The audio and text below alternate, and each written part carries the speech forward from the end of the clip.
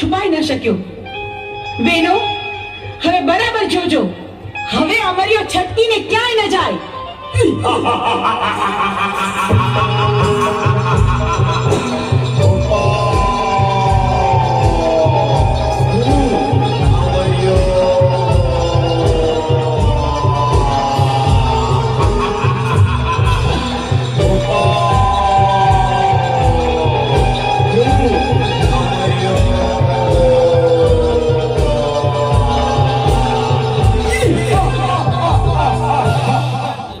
કરોડ દેવી વધી રહી છે અને મારી શક્તિ ઘટી રહી છે, તો હવે મને જીવવા નહીં દે. તો ચાલ, સામે ગાયનું કરવું પડ્યું છે તો એમાં સંતાઈ જાવ, તો પણ અહીંયા કોઈ પણ દેવી નહીં આવે.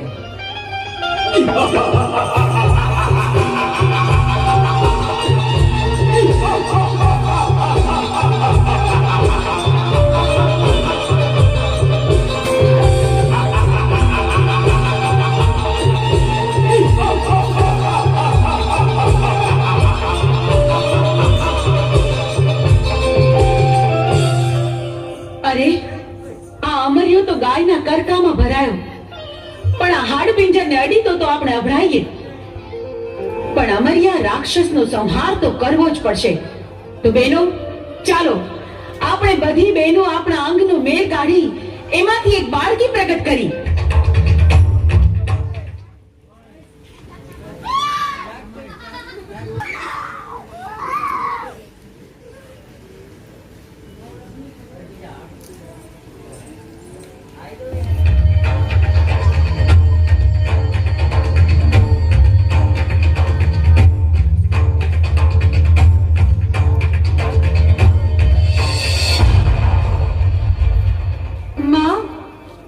જય હો. મને જણાવો કે મને પ્રગટ કરવાનું કારણ શું? અમરિયો ગાયના હાડપિંજરમાં ઘૂસી ગયો છે, એને ત્યાંથી બહાર કાઢવા માટે તારું સર્જન કર્યું. જા જા, તું તારું કામ સંપન્ન કર. ભલી માં, જીવી આજ્ઞા. મને ગાયના કરકામાંથી બહાર કાઢનાર તું કોણ?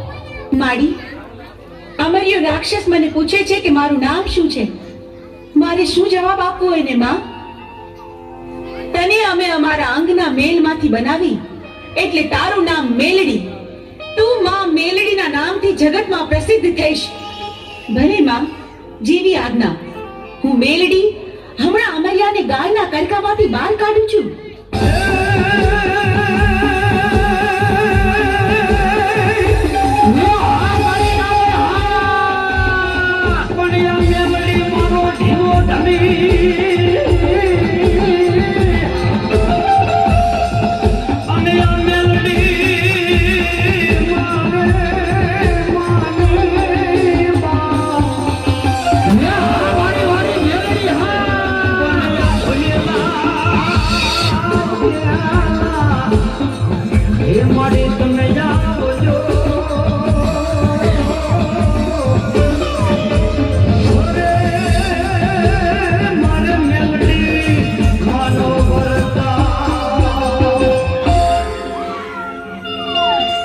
અમરિયા રાક્ષસ, જોયું તું ભાગી ભાગીને કેટલું ભાગ્યો, પણ મારાથી બચવું તારા માટે અસંભવ છે.